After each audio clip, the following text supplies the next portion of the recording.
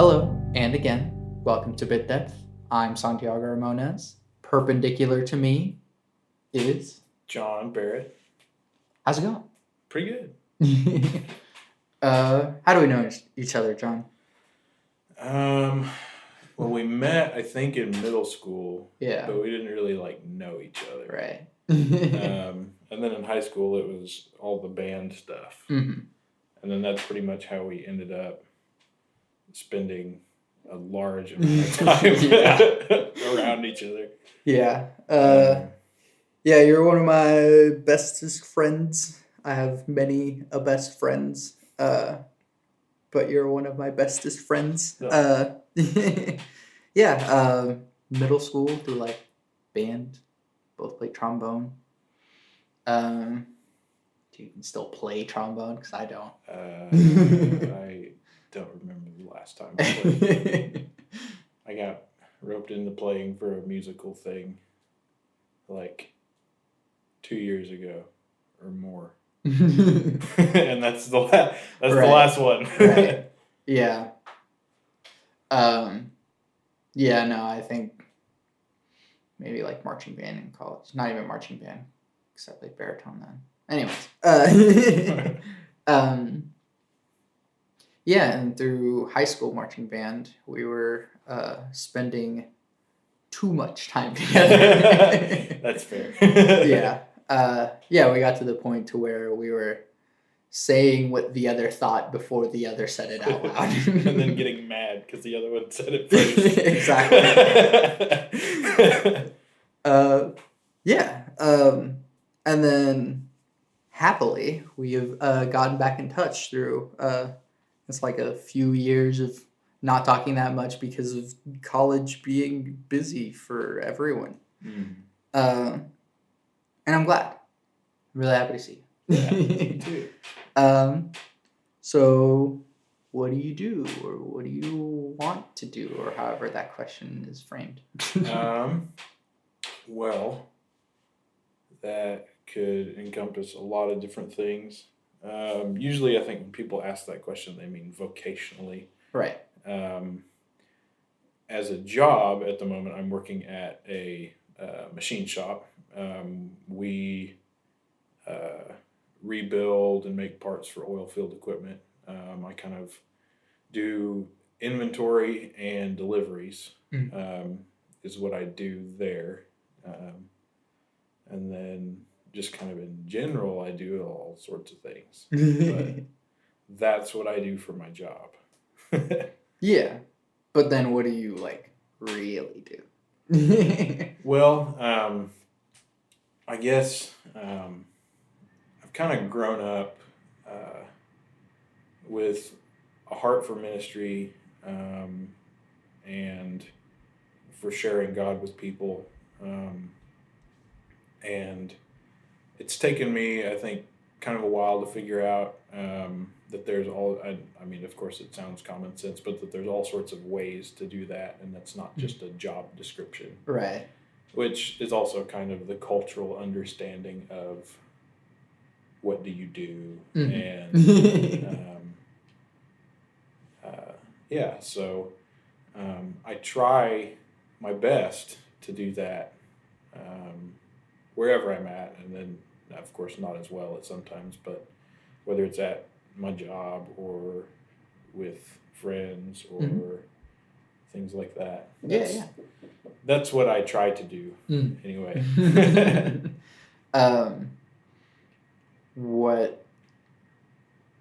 When did you first sort of go this is what I want to be? Surprisingly, when I was really young. I remember I grew up in a Christian home, and my parents were Christian, and I kind of was taught that, I guess, that I mean, of course you get just from Christian parents, you get kind of the basics at a fairly early age, and I just kind of thought, well, if God is the most important thing, then what else would I do? Right. And so that's kind of how that unfolded at an early age, and then throughout the years, that's kind of taken some different forms and added some what's the word I'm looking for? Not complexity, but insight, I guess, to what that means. Yeah. What was sort of your first experience, sort of ministering, witnessing, whatever word you want to use, for someone else? I don't know if I know the first one. It's the one you remember, at least. I remember a lot. In middle school, probably middle school, because there's a certain age where I think kids developed the ability to understand kind of like metaphysical realities around that time. And realizing, of course, that the world is bigger than the little elementary school sorts of issues that we had, or that I had anyway. But I had a lot of friends that struggled with a number of issues, and looking back, I realized that I just got to walk with them through that. And those were kind of my first experiences, and I can think of some individual peoples and stories and things like that where I just kind of got to be beside people as they walked through difficult situations and things in their life. What's a memorable story, and you don't have to name names, obviously, but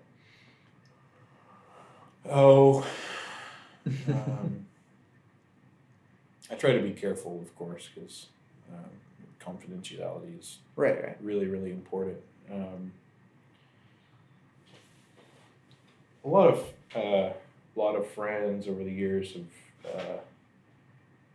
just had issues with self-deprecation in a number of different forms, whether that's cutting or suicidal tendencies or things like that. I've kind of got to be there with some of my friends and just get to be with them through that. And I guess in a way just do my best to try to show them that they're valuable and that they have dignity, apart from what culture may want them to think of themselves, or what standards that they feel that they haven't met, or even some other situations where some of my friends have just been under hardships from the situations around them, not even self-deprecation, but have just found themselves in a hard place, struggling with difficult things that middle schoolers or high schoolers shouldn't have to deal with. So I guess that's kind of where it all started. I guess. I mean, do you feel like it helped? Do I feel like it helped what? Do you feel like you helped being with them and I guess like trying to be a light in their life or whatever? I suppose I try not to focus on myself too much, but hopefully just try to do what's best for them, and I've had friends that I've tried to help them out of difficult situations whether it's suicidal things or things like that, where they've hated me for it for a long time. But they were alive.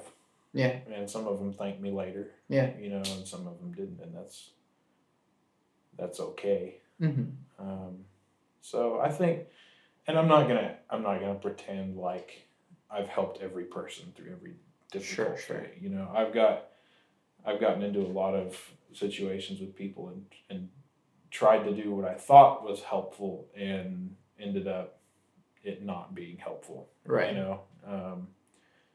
And I guess kind of the more you do it, the more you understand what those things are, Sure. even though you never get perfect at it. Yeah. But And then, like, getting older and going through, like, high school and then college is an entirely separate experience. But at least high school, how did that sort of take shape sort of at a time whenever, we are pressured to decide on a vocation? Sure.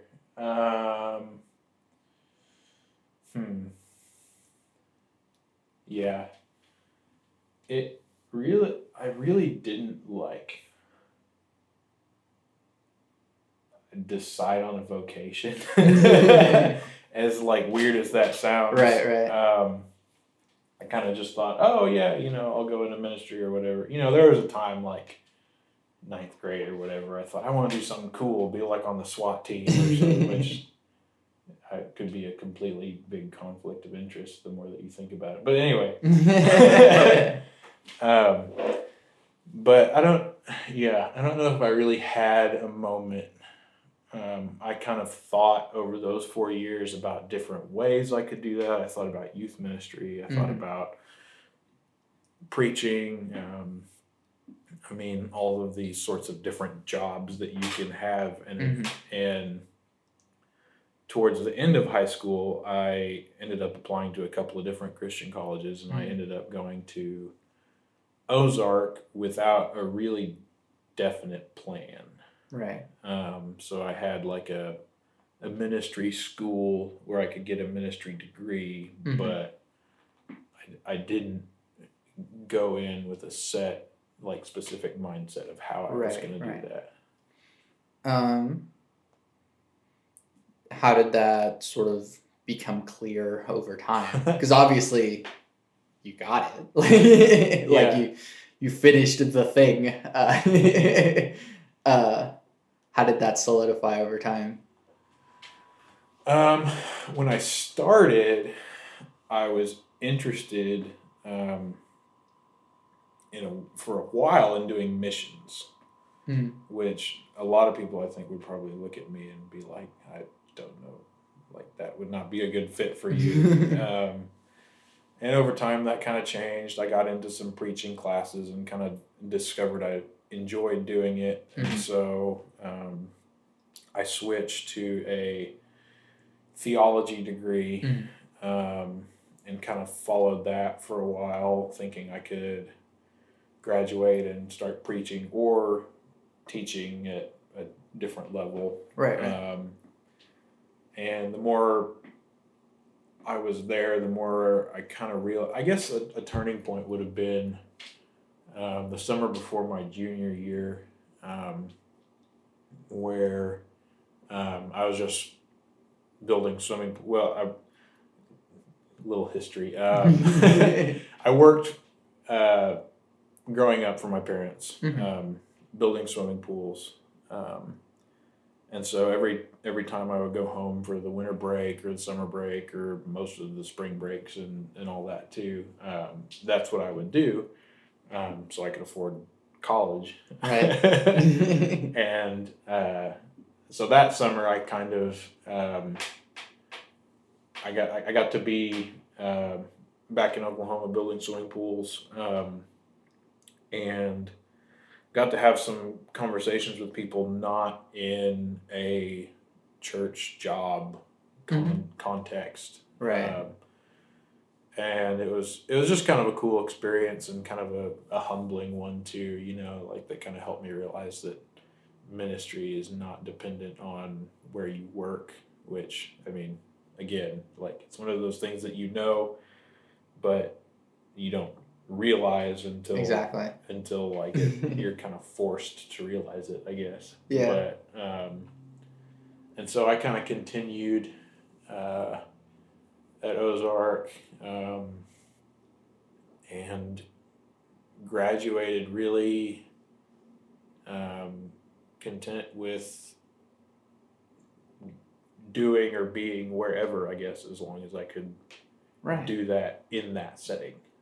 Yeah. So, yeah. So currently I'm not at in a church ministry job position, but I'm content, Mm-hmm. and in getting to work there, and getting to know some of the guys that are there, and through all of that. So that's what I do, Mm-hmm. where I do what I do. Or I try to, anyway. Yeah. What were some of the bigger eye-opening experiences that you got from Ozark? As far as career or theology was the thing that you ended up with. Yeah, my degree is just in Christian ministry, so Okay. I don't want to try to act like I have a fancy theology degree. It's really more general. But oh gosh, some of the people there are just they're so focused on God, and he dominates their thoughts, and so getting to learn from them and to get to be friends with a lot of them too has been really cool. Yeah. Probably one of the better things for my pride has been, and this is like multiple professors and people and have been kind of hammering this home, is the sovereignty and the vastness of God. I guess so. Like one of the big things that has stuck out to me that when I learned from one of my professors is about how even like the Jewish day is set up. The Jewish day begins at sundown, and so as the day begins, creation and people are winding down and going to sleep, and so the day literally begins with humans being helpless. The day begins with God acting and moving in the world, and then when we wake up, we get to join in what He has already been doing while we were asleep. Nice. And so that kind of has helped me develop an understanding of ministry that I just get to join in what He's doing. Right. And it has freed me a lot as well. One of the other things, it's still about the sovereignty of God, but has kind of helped me be content and at peace with not being able to, do everything. Right. Has been understanding that God will move and work either through what I do or in spite of it. So I guess that takes some of the pressure off, but also in the same way frees me to do more of that. Yeah. Yeah. in a kind of a cool backwards way. So that has done two things for me. It's helped me understand how to do ministry apart from myself, because that's really the only way to do ministry. And also to not try to take any. Well, I mean, of course, it's a constant effort to not take pride in it, but helps. I guess puts me in my place in a. Yeah. Of course, a phrase that makes everybody cringe, but keeps me grounded, I guess. Right. I've always known you as one of the hardest working people I know, if not the hardest working person I know. And so how does that understanding sort of shape the way that you work? Yeah, and I mean, it sounds really backwards. Because I think one of my reactions, when I hear something different or new, my first thought is always like pushback. And then it's everyone's first thought. Yeah, and I kind of have to chew on it a little bit before it like actually makes sense to me, because like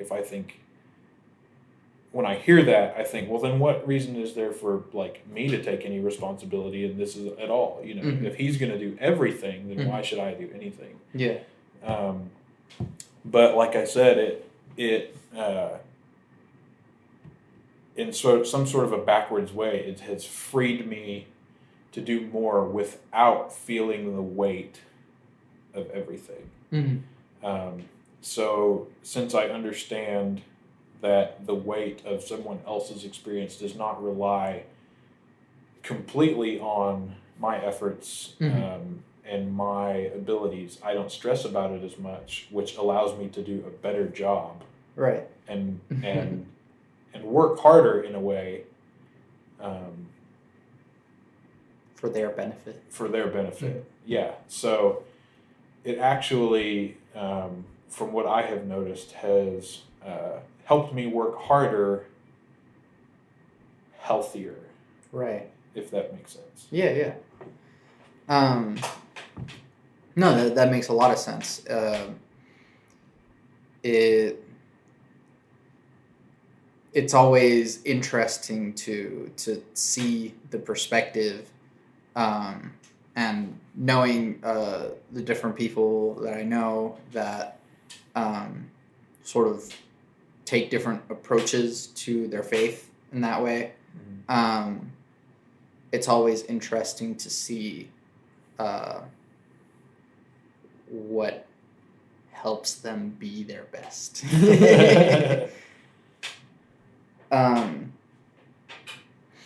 And then what's a way that in your everyday life you I guess support that faith?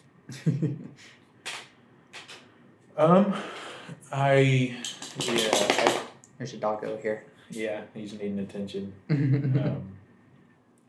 I try to be as open about it as I can, and also understand that not everyone is receptive to varying degrees of that. Right. And that all comes down to I feel like your relationship with the person. And so I try to share relevant parts of my faith that at whatever point along I am in my relationship with this person, they will be receptive to. Because I can't share certain things about the church that people have been hurt by the church in that specific area. Right. You can't lead in with that. And so that has to come. I mean, I think obviously in your relationship with that person, the better you know them, the more of that stuff you can kind of get into. Right. And I realize I didn't really answer your question. It really kind of comes down to conversations. People give hints, clues, I think, just in everyday conversations about maybe it's either something they're needing help with or a way in which they're looking for God or things like that. And I try, I don't want to say to play into those, but to speak from my experience and what I've learned through studying that to them. And it kind of depends on that person and how receptive they are again. Right. And so it may be something like a little comment. I think my favorite thing is questions. Getting people to think. Thinking of one example, and I've loved even to play. I don't want to necessarily say devil's advocate, but that is the phrase, at least. Yeah, with some of my even like friends from Bible college, like just asking them questions, trying to get them to think about things that right. I mean, may or may not be leading them towards one direction or another, but to just it kind of opens people's minds, I think, and Mm-hmm. as you develop that relationship with people, you understand what objections are intellectual. Right. You understand what objections are um, emotional or Mm-hmm.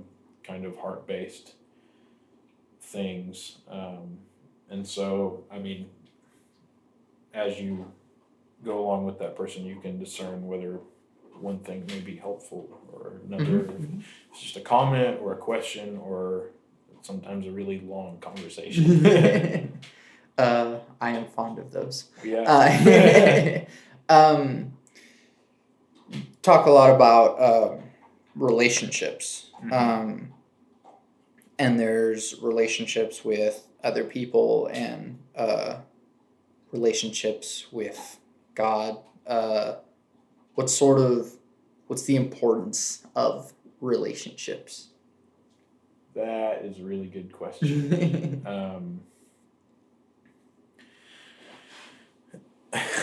Relationships with people, I would say, are important because we were created in relationship. I mean, God created man and he was lonely and it wasn't good. And so he created people in relationships Mm-hmm. to be in relationships. And when those break down, when they fail, not good things happen, Right. whether that's marriages or um, all sorts of different relationships with people. And throughout the Bible, God is in the business of restoring relationships with people to himself and also to each other. Mm-hmm. Um, Real quick, forgive the gnawing sounds in the background, but yeah, yeah, good. sorry about that. But we see countless encounters of God being very concerned with reconciling people to relationships with each other, as we see multiple accounts of, like in Revelation, where we see worshipers in heaven, people of every nation, tribe, tongue, and language brought together to be reconciled to one another. Mm-hmm. You know, this is something that transcends our uh, cultural identities and ethnic identities, and it's something that um, God's design is to bring people together. Mm-hmm. But also, God is really, really concerned with knowing people as well. Mm-hmm. The Bible is not just a series of ways in which God has just commanded people how to live, Mm-hmm. which I think is kind of a common misconception. Right. And it's very easy to fall into, even being a faithful person. It's very easy to try to want to get your checklist Right. all down, Follow the rules. follow all the rules, and you're good. But Jesus doesn't really seem to be ultimately concerned with that as an end goal. As he talks in throughout the book of John, we see that he says that eternal life is to know the Father. So whatever heaven is, it is literally knowing and being in a relationship with God. The name Emmanuel, which refers to Jesus, literally means God with us. God isn't just concerned about telling people how to live, but he wants to be with them and be in relationship with them. And then also them be in relationship with each other. Right. In the beginning of the book of John, it says, the Word became flesh, referring to Jesus, and made his dwelling among us, because he wants to know us. Yeah.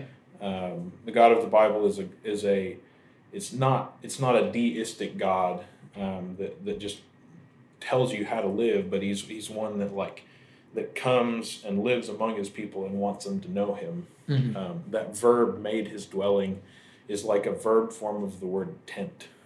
Yeah. So you could say God tented among us, or actually a better translation would be tabernacled, which the tabernacle in the Old Testament was the place where God dwelt among his people, because he wanted to know them, because a relationship with God is more just than making sure that you're doing enough to get into heaven. And that's one of the things that I think American Christianity has sometimes created a culture in which we idolize salvation and we miss the rest. Right. We're so focused on getting to heaven that God becomes an afterthought or a means to get there. And then when we get to heaven, oh, God's there too. That's really cool. Or the relationships that we don't work on with other people. We strive to get to heaven as a sort of escape where all hate and malice is gone. But if we don't work to reconcile those relationships here, how much do we really want heaven? You know, I think we sometimes paint ourselves a picture that misses the point. Right. I guess. Yeah. And then, forgive the loaded question, but what does it mean to know God? Well, yeah, that's a great question. Yeah, I would imagine, of course, I don't have a Greek New Testament in front of me, but in that particular chapter, I would imagine it's probably not a uncommon word for know. I don't know that it has any special or different, than just the regular gnosko in the Greek. But I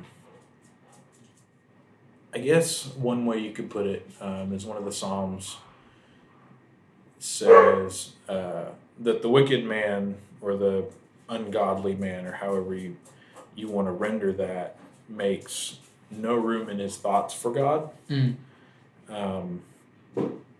so if you, and I don't want to read too much into it, but if you reverse that, you'd say like the righteous man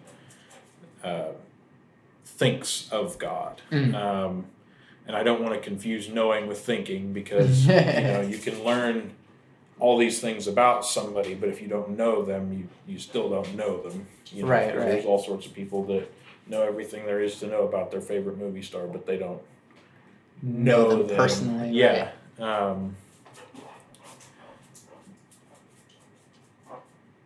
Yeah, that's a really great and difficult question that I'm not sure I can completely answer, or know necessarily how to answer. But that. And don't worry, like a lot of the premise of this is that I ask very difficult questions that don't necessarily have answers. So. Yeah. Yeah, and that is a good one. I'm sure I'll probably be thinking about it for a while, and then I'll go read some things, and then I'll come back to you with whatever it is that I end up finding. Right. But, I mean, of course, to know someone is to be in relationship with them. It involves more than head knowledge. I will say that. And I think that's pretty obvious. Prayer, of course, is the means through which people communicate with God, and that can take, of course, a number of different forms. But I would say that it has to do with the desire to know and be known by God, because you have half-sided relationships with God where people want to know God, but they don't want God to know about them. Right. Because as I think, I don't want to quote him if I get it wrong, but somebody said to be known and not loved is our greatest fear. And so we try to create half relationships, where we're comfortable with just God being who He is, and then we live however we want to live because either we think it's inconsequential or whatever. But it like any other relationship, it involves two sides. It involves being known by that person and knowing that person or desiring to interact with that person as well. Mm-hmm. Yeah. Uh, I will like plant a flag there, but I kind of want to talk about the logistics of like what does it mean to have a job in the church? Not like because I feel like that's something that might be difficult to understand for some people. Mm-hmm. In that like I guess it's hard to know that, but like you know we see these people who have that vocation and how do they make a living is the curiosity that I have.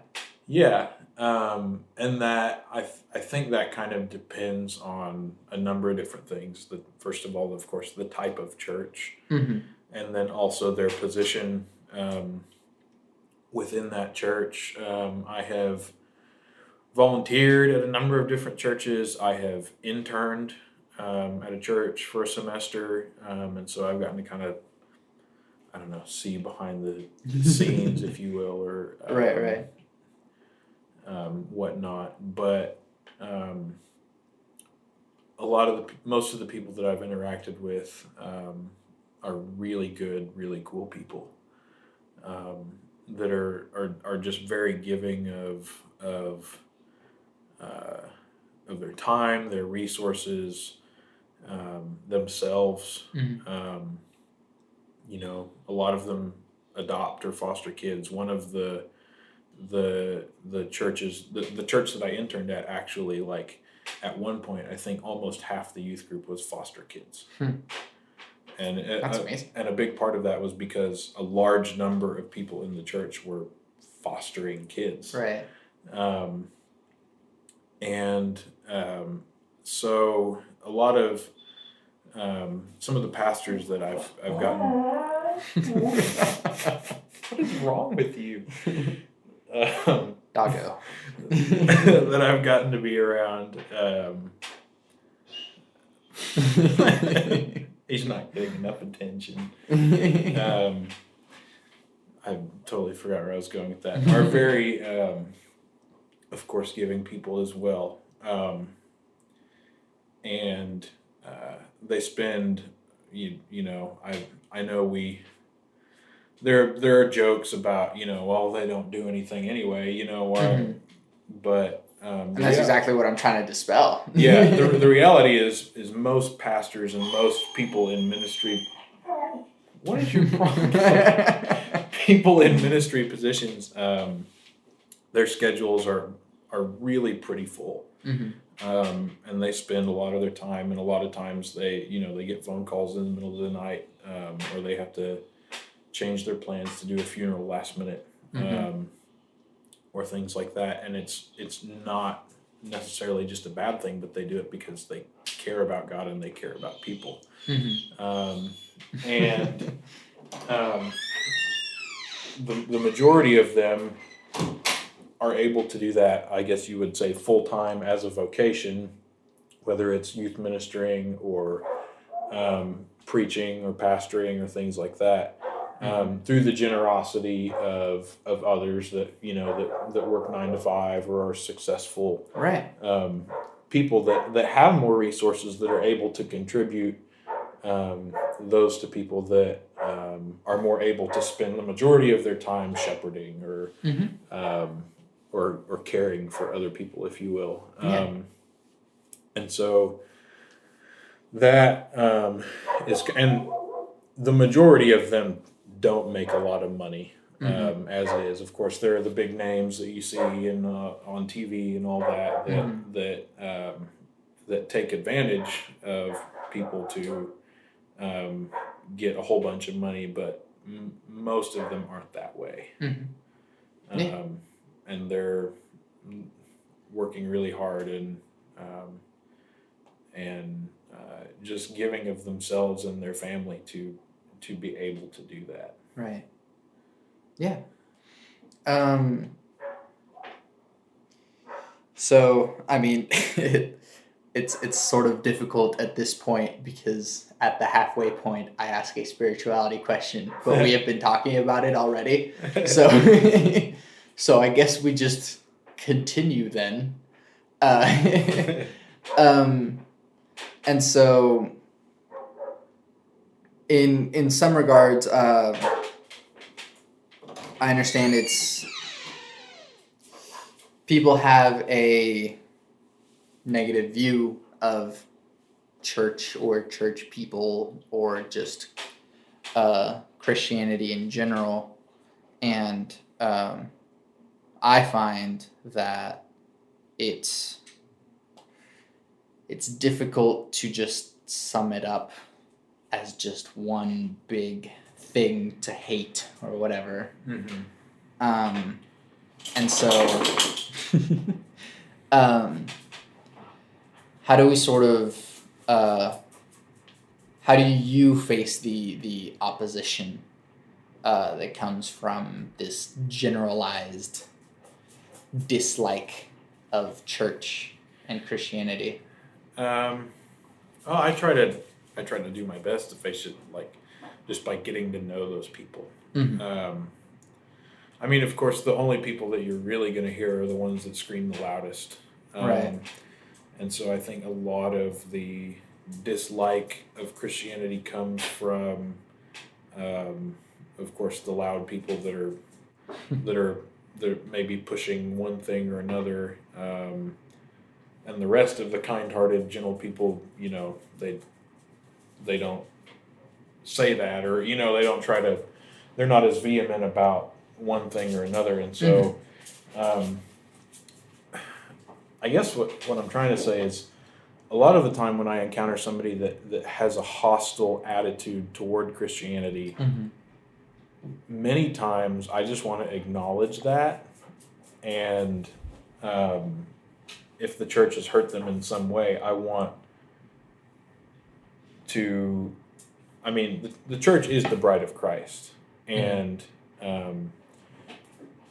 she is to be defended, but the church hurts people sometimes, and that's I want to be able to acknowledge people's hurts, right, from that, and then from there, they can move on. But like I said, it comes from being in relationship with them, and the heartfelt objection thing that I mentioned earlier. Is understanding where they're coming from and why they're coming from there. Right. I don't know how many friends that have issues with the church because of money, or that have issues with the way the church has treated their family, or working in or being in a Bible college around people that work in the church. People there have been hurt by how the church has either, maybe wrongly fired someone, or things like that. The church. Okay. The church does mess up, and I want to be able to be honest about that. Yeah. But the church also tries to look like Christ, which is also a really beautiful thing. And so in speaking with people, I try to, I guess, show them that, the church is not perfect. I guess my biggest thing about the church is helping them understand that church is not just all about church or the people in the church. Right. It's about a God that is bigger than that and is able to bring them together and reconcile those relationships, right, and those hurts, because he's beyond them. Yeah. And I understand that, like, this perspective is coming from an atheist myself, so but that's the thing, is that I want to acknowledge that that people are people. and those relationships are still important, and what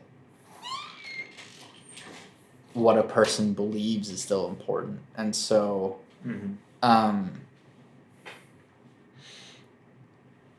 I find that the more that people are geared towards hurting each other,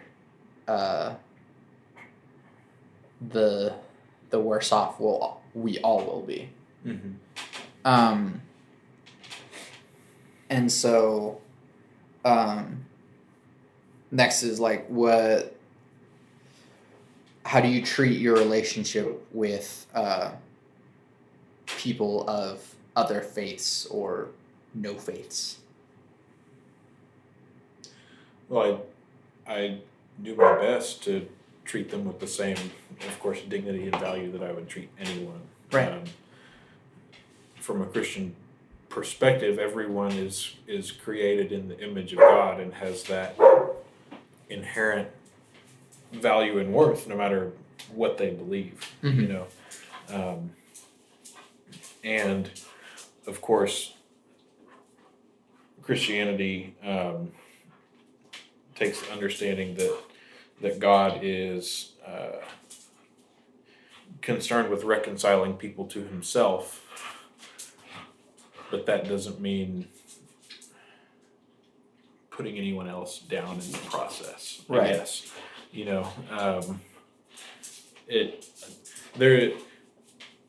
I kind of want to just default to Jesus. And I mean, I want that to just be the basis for everything I say. And I know a lot of times I don't do that. But of course, I mean, the love your enemy and pray for those who persecute you has an amazing effect on people that are hateful or that are opposed violently towards Christianity. Right. And so I guess I want to say I want to just default to being loving and open with people that are even violently opposed to Christianity, not just curious spectators. I mean, you treat everyone lovingly and introduce them to Christ through that, not belligerence or violence or things like that. And amazingly, it works. The Christians in the first century were being violently opposed, and then it swallowed up the whole empire because they just were loving better than everyone else. Right. They were taking in babies off the streets and doing amazing things for their community, and it changed the whole empire. And of course, as they get comfortable in that and stop doing those things, then it I guess you could say they what? You're distracting me.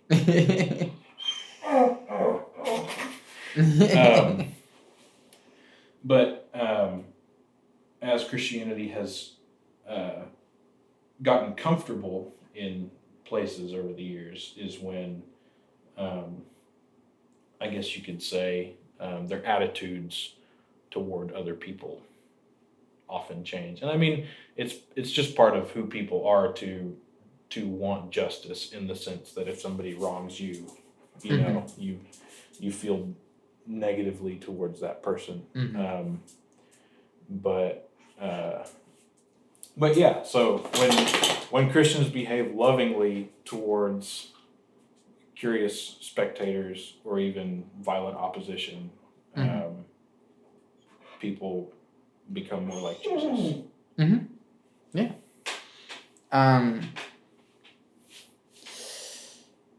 Another loaded question, you will forgive me for continuing to ask them, is, I mean, I want to ask, like, what is the importance of love, but first of all, like, how do you define love? That is a really good question.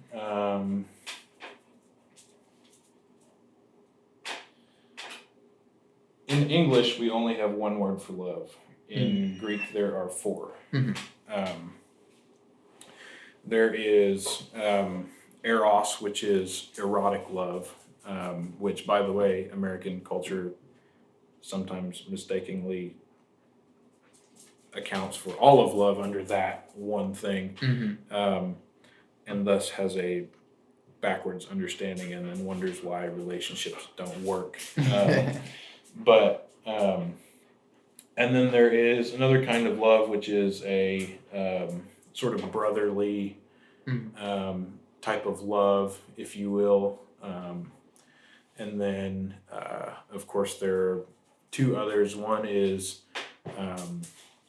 a love that says, I love you because I like something about you, or I like this about you. Specifically, when Peter denies Jesus, Jesus asks him if he loves him, and Jesus uses a distinct word for love, and Peter responds with, yes, I love you, which is what we read in the English, but it's actually a different word. The word that Jesus uses means, do you love me without restraint, without condition? And Peter responds with, yes, more than that. He uses a word that, like I said earlier, means I like you. I like this thing about you, or whatever, And so Jesus is asking him one thing, and he responds a different way. And he asks him again, and then he kind of changes the word there. But to get to the point, you can define love as we put it in English in a number of different ways, but the way biblically which God loves people is the unconditionally, without restraint, agape. It actually is believed to have been almost coined, I guess you could say, by some of the New Testament writers. The word didn't really exist very much around then, so they kind of had to come up with a word for the way in which God loves people, which I think is kind of cool. Yeah, that's... But in society today, we tend to approach people first from the standpoint, okay, what do I have in common with these people? What is this thing about this person that I like? Which we kind of take as the basis for starting a relationship with someone. And then if it goes further to be a romantic relationship, you move to eros, or even some people take it the other way around. They start there and then they move to things like that. And then maybe eventually they can have that unconditional sort of thing. But most of the time they just never even get there, which is why the majority of marriages in the country fall apart, is because there's a misunderstanding about what love actually is. And then when the butterflies go away, we don't know what to do with that anymore. And so I guess I would say that the best way to define love in a word would be the Greek word agape, which is that unconditional, without restraint. More, I guess, theophilosophically, if you will, I would say it's an attribute of God, which is it's like saying a characteristic, but it's not something that defines God, because God can't be defined. So I realize this, like, it seems like it's playing in circles, but it is in the nature of God. And I don't want to say that to denote that God has parts, because that's partialism. But love is an attribute of the nature of God. It comes from who he is. Yeah. And then how do, yes, now there are dog eating sounds. Not sounds of people eating dogs, but a dog eating food. How do people love? And then how do people love like God, if that is even possible? Well, I guess people love in a somewhat intangible sense, and then they express that love through a variety of different means. And interestingly enough, most people are receptive to certain ways of both expressing that love and receiving that love. So I don't know if you've heard of like the 5 love languages or whatever, but like there's words of affirmation that some people are just naturally good at telling people things that they appreciate about them, or expressing their love through words. I'm not really one of those people. Acts of service is another one. I can do that. I'll spend time on things for people. But some of the other ones I'm not very good at. Quality time is like some people just like to express their love for people by being around them and with them. Gifts. Some people are really good gift givers. I'm not really. I'm not that good either. I always give very practical gifts. Yeah. Like, here's a thing that you needed. And that's a really good example because, if you have an anniversary with a girlfriend or a significant other or whatever, you don't get her a vacuum cleaner. There's a reason that people get each other roses because it says something that's beyond words, and while it may be infinitely more practical to have a vacuum cleaner, especially when you need one, that expresses your affection in a way that they understand through symbols that something else just wouldn't say. And so I guess you could say people love intangibly but express that in tangible ways. And the kind of love, of course, can vary. But, is there a 5th that we haven't acts of touched service? Yeah. Touch. Some people are huggers and stuff. Yeah. And most people, as they go throughout their life, change. They tend to gravitate towards one, and then in another part of their life, they shift to a different couple of them. But. Yeah. And then how can we love like God? Well, of course, it's like I was saying, it's a very unconditional, selfless love. But I think the more time you spend around someone, or the more time you spend with someone, the more you start to love the things and appreciate the things that they love and appreciate. And so getting to know God, as bad of an answer as I had for that earlier, is one way in which you can learn to love like Him and learn to love the people that He loves. Right. To develop a heart for, people that culture tells you are worthless, or they tell you themselves that they don't like you with violent force. Yeah. And so, of course, spending more time with Him is a great way to do that, but also getting to know the people that it's hard for you to love is a great way to do that. Yeah. And having conversations with them and developing relationships with them so you can love them well and not shout things at them. Yeah. Generally, relationships are not improved with shouting. No, generally not. I was trying to think of a situation in which shouting might help. Yeah, but it doesn't. Maybe banned. Maybe in which like they need to be shouted at in order to keep them safe. Look out! Yeah. That's a decent way to show love by shouting. By shouting. One of my 5 love languages is shouting.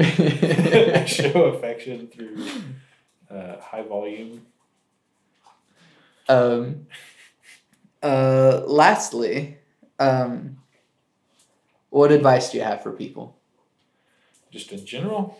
Yeah, or with whatever context you want to involve. Oh my goodness, I didn't know I was going to be giving advice. We could have had people write in their own questions.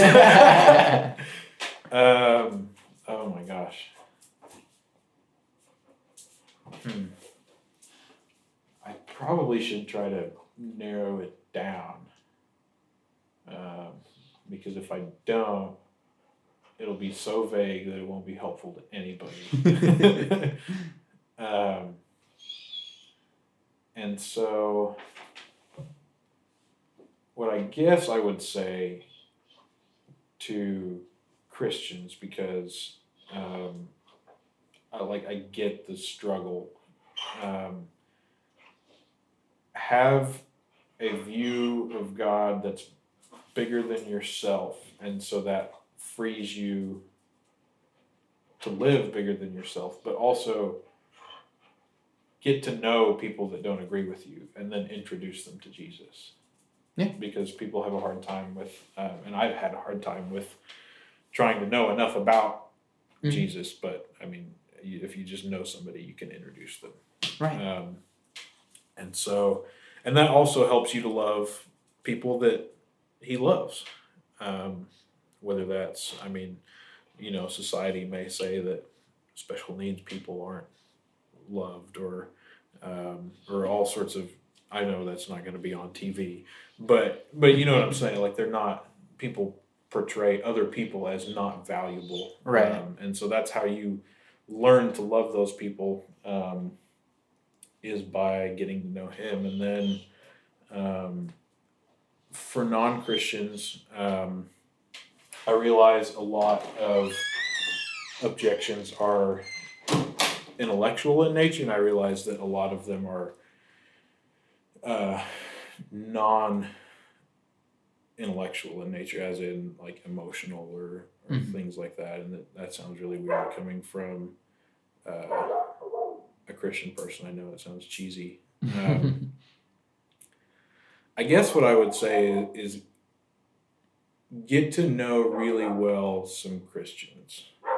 And this goes for both sides. This is for Christians. Christians get to know some non-Christians, and non-Christians get to know some Christians, so that you can develop a relationship and actually have meaningful discussion and an effect on each other's lives, rather than staying stagnant. Right. And just not growing, because we shut other people out because they don't look or sound like what we want them to. So, yeah, I appreciate that a lot. John, thank you for doing this with me. Yeah. How can people support you, or the things that you want supported, or shout outs or whatever? I don't know. I want to give a shout out to Big Jet now. Okay. Honestly, I don't really know. Yeah. Get yourself a pool from Hydro Pools. Yeah. I don't work there anymore, but if you are in need of a pool, I guess you can support his family. Yeah, I don't really need money or so. I guess if you want to pray, I'm not going to stop you, but I will. Gosh darn it, foiled again. Prayer's always good.